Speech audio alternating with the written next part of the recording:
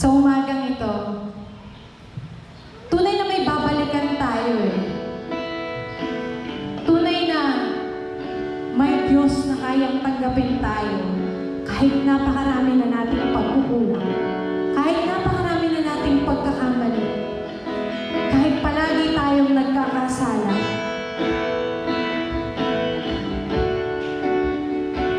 Kasi yung Diyos na tinanggap natin, yung Jesus na meron sa buhay natin, siya lang yung tanging Panginoon na kayang siya sa atin yung pagkatao natin, na kayang makita kahit yung katiting ng kabutihan na meron tayo, at kayang palakihin yung kabutihan niya kung hahayaan natin siya patuloy tayong gabayan.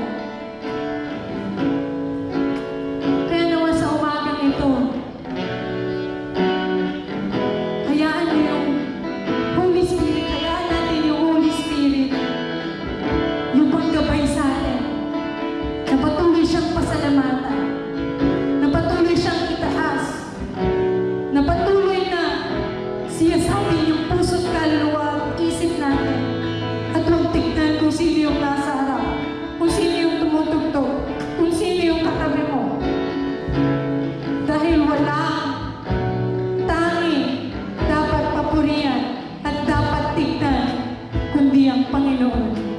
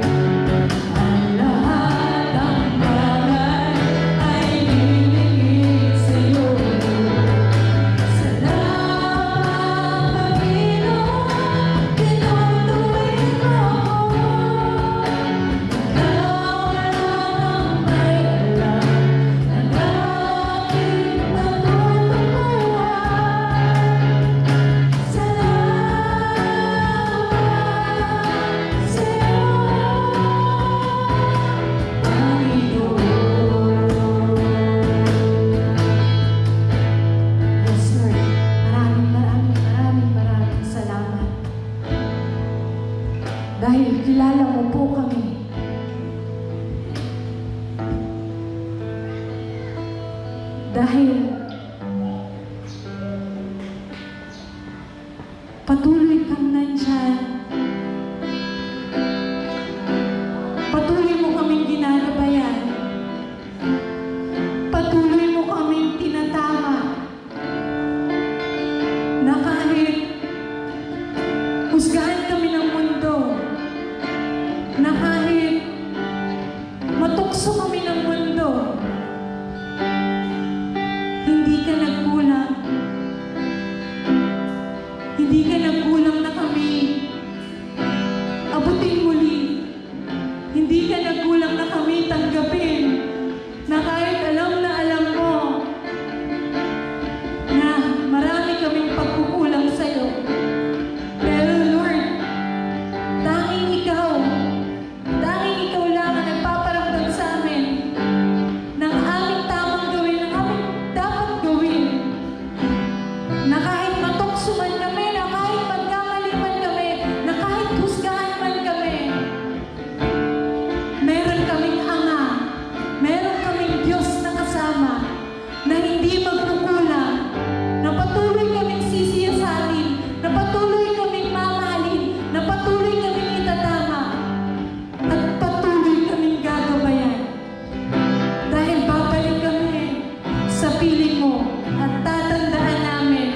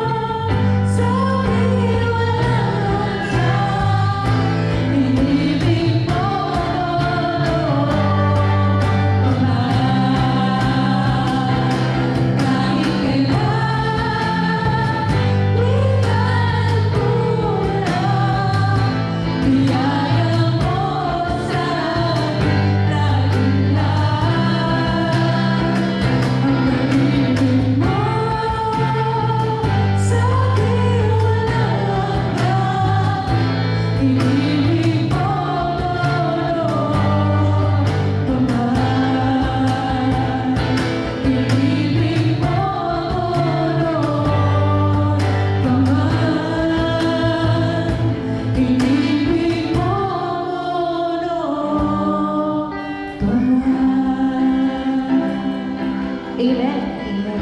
Lahat po ng anak ng Diyos na nandito sa ating bahay-sambahan, gusto ko pong ilagay niyo yung kamay sa dibdib niyo. The other hand, taas po natin. The Lord is a personal God. Personal siya sa relationship. Personal siya na nagpapatawad sa pagkakamali, hindi ng kapitbahay mo, hindi ng katabi mo, kundi kasalanan mo. Lahat ng pagkakamali natin, sabi ng ating worship leader, alam ng Panginoon, butil ng ating pawis, bilang ng ating mga buhok, alam niya. So what more, yung mga kasalanan, tinatago-tago mo, yung kasalanan na pilit mong kinakapitan. So today, we will cast out those things. Hayag na kasalanan, mga tinatago nating kasalanan. So let us all mention this. And I'd like everyone na maging personal kapag sinasabi natin itong declaration. Let us say, iniibig mo ko ng walang hanggang pag-ibig. Ika'y lumalapit sa akin ng may kagandahang loob.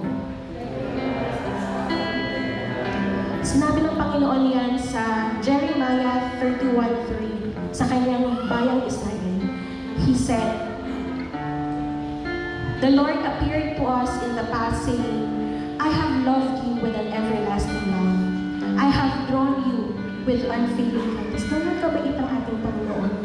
So, every time na we feel unworthy, every time that we feel sinful, alam ni Lord yan. Alam ni Lord yan. So today, i-lift natin lahat ng mga pagkakamali natin. Lahat ng mga judgment natin sa sarili natin, sa ating kapwa. Lahat ng hindi malinis sa ating katawan. We are lifting all of it to you, Lord. Because we know your word said, your power is made perfect in my weakness. So every time na ako'y mahina, bumibigay sa kasalanan, maliit man o malaki, I know, Lord, that your love is unfailing and that is for me to receive. So today, Lord, all of your children here in San Carlos Church of Christ are humbly asking for forgiveness. And we are humbly accepting your love, your grace na nare-receive namin. Hindi namin napapansin, but we know that every time that we sin, every time that we fall short of your glory, you're here to forgive us and to accept us again as your children. So we, Lord, we declare your love, your kindness every day of our life. Tunay na hindi ka nagkukulang sa bawat isa sa amin. So turuan mo kami, Panginoon, bawat isa sa amin, turuan mo kami na hindi rin kami magkulang sa pagmamahal sa iyo. Ganun din ang pagmamahal natin sa aming mga kapwa. Teach us, Lord, and give us a flesh heart so we can imitate, we can mirror how you love us, and we will love your people. So thank you, Lord, for letting us experience the love firsthand. You're so personal. Salamat na pinaramdam mo muna sa akin ito so I would know how to give it out to people. Lovely people, unlovely people, your children, o mga tao hindi pa nakakakilala sa iyo, Lord. Cleanse my heart. Cleanse our hearts, Lord. And let us love the people na mahal mo. Maraming salamat po muli, Lord. And we praise you, lahat ng papuri sa iyo namang pangalan.